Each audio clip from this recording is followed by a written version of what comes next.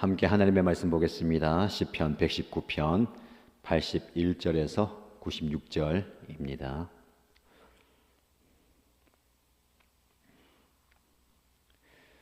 오늘 저와 여러분에게 주신 하나님의 말씀은 시편 119편 81절에서 96절입니다. 같이 읽겠습니다. 내 영혼이 지치도록 주님의 구원을 사모하며 내 희망을 모두 주님의 말씀에 걸어두었습니다. 주님께서 나를 언제 위로해 주실까 하면서 주님의 말씀을 기다리다가 시력조차 잃었습니다.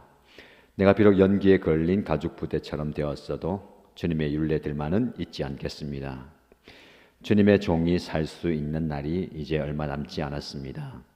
나를 핍박하는 자를 언제 심판하시겠습니까? 주님의 법대로 살지 않는 저 교만한 자들이 나를 받들이려고 구덩이를 팠습니다.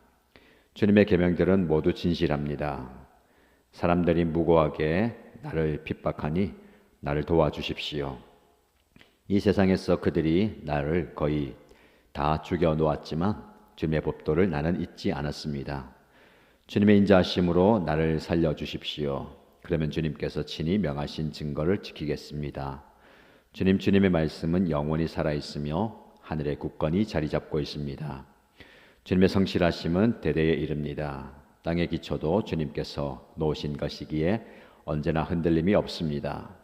만물이 모두 주님의 종들이기에 만물이 오늘날까지도 주님의 규례대로 흔들림이 없이 서 있습니다. 주님의 법을 내 기쁨으로 삼지 아니하였더라면 나는 고난을 이기지 못하고 망하고 말았을 것입니다. 주님께서 주님의 법도로 나를 살려주셨으니 나는 영원토록 그 법도를 잊지 않겠습니다. 나는 주님의 것이니 나를 구원하여 주십시오. 나는 영원히 주님의 법도를 따랐습니다. 악인들은 내가 망하기를 간절히 바라지만 나는 주님의 교훈만을 깊이 명심하겠습니다. 아무리 완전한 것이라도 모두 한계가 있다는 것을 알았습니다. 그러나 주님의 계명은 완전합니다. 아멘. 사랑하는 일신 가족 여러분, 오늘 이 새벽에도 분주하고 고단한 세상 속에서 잠시 멈추어서 하나님의 말씀 앞에 나오신 것 참으로 귀합니다. 주신 말씀을 통해서 삶의 무게에 짓눌려서 소망을 잃고 영혼이 피폐해진 상황 속에서 말씀의 은혜와 힘을 얻기를 축복합니다. 오늘 본문의 시인이 고백하는 것처럼 한 영혼이 굉장히 짓누르는 짐으로 의해서 힘들어합니다. 저와 여러분의 모습인 것 같습니다. 영혼이 지쳐있다, 피곤하다라고 고백합니다. 내 영혼이 지치도록 주님의 구원을 사모하며, 한편으로는 하나님의 은혜와 하나님의 도움을 사모하지만 그 삶의 자리 속에서 지쳐있다라는 겁니다. 그래서 희망을 둘 데가 없어요. 희망을 잃어갑니다. 그러나 시인은 내 희망을 모두 주님의 말씀에 걸어두었습니다 라고 고백합니다. 그가 얼마나 힘든지 내가 연기에 걸린 가죽 부대처럼 되었다라고 표현합니다. 연기에 걸린 가죽 부대. 그 당시에 가죽 부대에 물이나 음료를 담는데 그 연기에 걸리면 가죽 부대가 쪼그라들어서 사용할 수가 없어요. 마치 그것처럼 자신이 그 고난과 아픔과 슬픔의 연기에 걸려서 쪼그라들은 가죽 부대처럼 되었다라는 겁니다.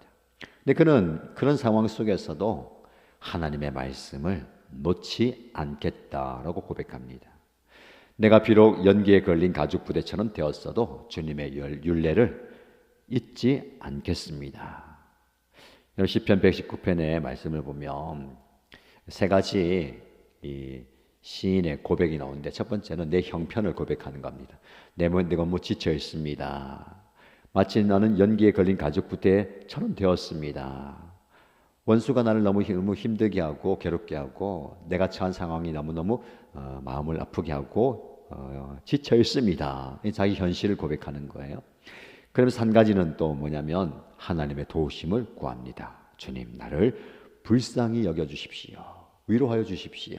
도와주십시오. 우리의 기도죠.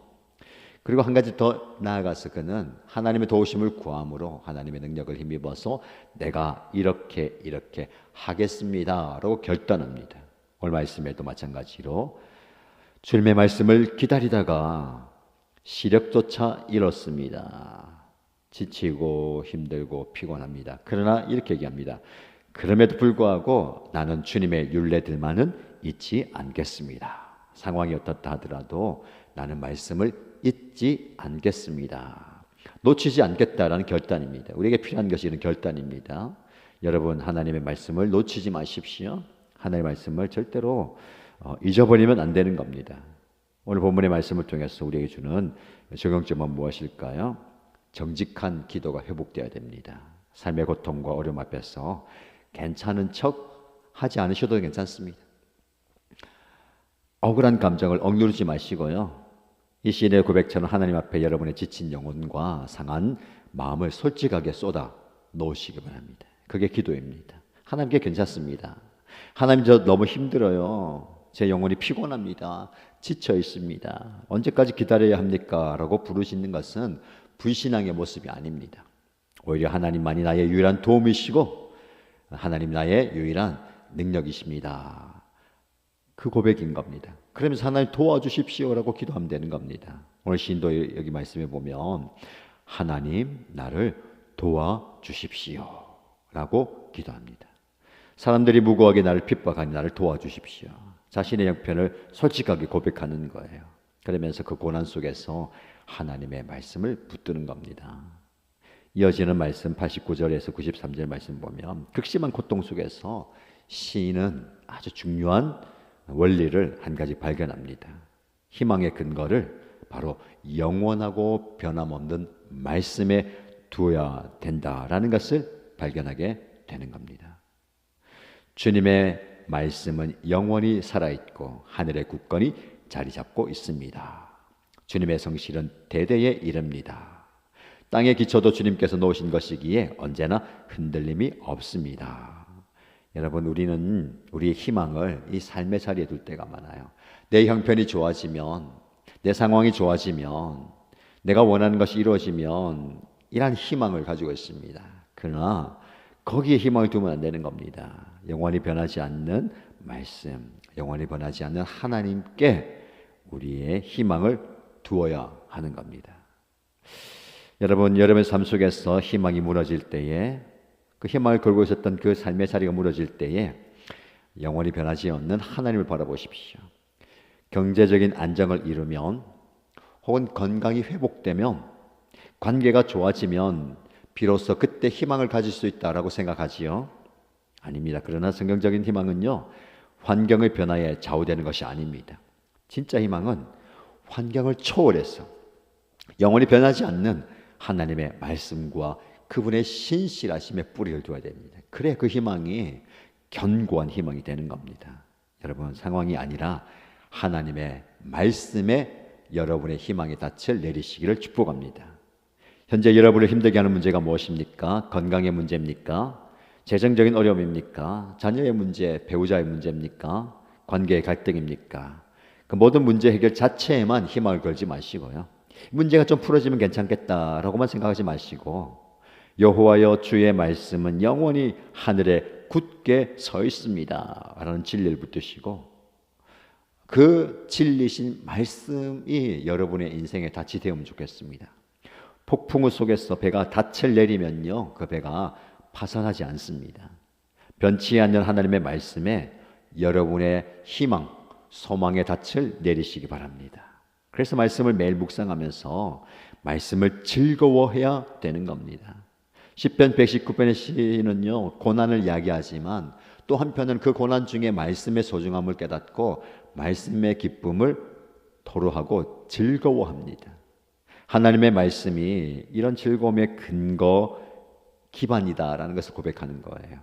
자, 마지막 부분입니다. 94절에서 96절 말씀 보면 영원한 말씀에 희망을 둔 시인은 이제 그 말씀의 근거에서 자신의 정체성을 확인하고 삶의 방향을 결단합니다. 그리고 세상의 한계를 넘어선 말씀의 능력을 선포합니다. 여러분, 하나님의 말씀을 잊지 않겠습니다. 말씀을 따르겠습니다. 말씀을 깊이 깊이 명심하겠습니다 라고 고백하는 이유가 뭡니까? 이 시인은 나는 주님의 소유이다 라는 걸 고백하는 거예요. 이게 중요합니다. 94절 말씀에 나는 주님의 것이니.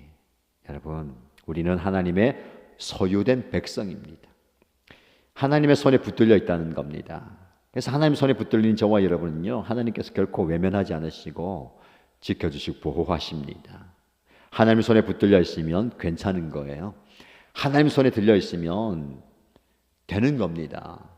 우리가 그럼에도 불구하고 우리의 형편을 보면서 낙심하기도 하고 실망하기도 하고 좌절하기도 합니다. 여러분, 힘을 내십시오. 나는 주님의 것이니. 하나님 말씀하십니다. 너는 내 것이다. 너는 내 것이다. 그 안에 모든 것이 포함되어 있어요. 너는 내 것이기 때문에 내가 너를 사랑한다. 너는 내 것이기 때문에 내가 너를 축복한다. 너는 내 것이기 때문에 내가 책임진다. 이런 말씀이 포함되는 겁니다. 그래서 여러분, 나는 주님의 것이다 라는 정체성을 가지고 살아가십시오.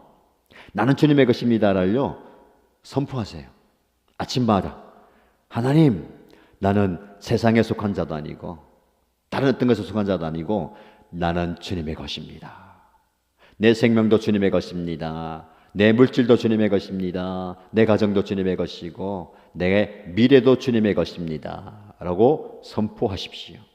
그리고요, 마지막으로 이 세상의 한계를 넘어선 말씀의 깊이, 말씀의 넓이, 말씀의 풍성함을 경험하십시오. 96절 말씀에 아무리 완전한 것이라도 모두 한계가 있다는 것을 알았습니다. 그러나 주님의 계명은 완전합니다. 이 땅에 완전해 보이고 좋아 보이는 것, 귀해 보이는 것 한계가 있어요. 그러나 주님의 계명은 한계가 없습니다. 말씀은 한계가 없어요. 말씀은 완전하다는 겁니다. 이 말씀이 저와 여러분들을 붙들기를 축복합니다. 이 말씀이 저와 여러분들의 삶을 강하게 지켜주시기를 소원합니다. 오늘 말씀을 마무리하면서 정리해 볼까요? 어떤 말씀이었습니까? 우리는 고난 속에서 정직하게 하나님께 부르짖어야 됩니다. 그리고 말씀을 놓치지 말아야 되는 거예요. 두 번째, 우리의 희망은요, 변하는 상황이 아니라 변하지 않는, 영원히 변하지 않는 말씀에 있음을 기억하십시오. 그리고 그분의 신실하심을 근거해서 말씀으로 붙들림을 받는 삶이 되어야 됩니다. 마지막으로 나는 주님의 것이다 라는 분명한 정체성을 가지고 살아가십시오.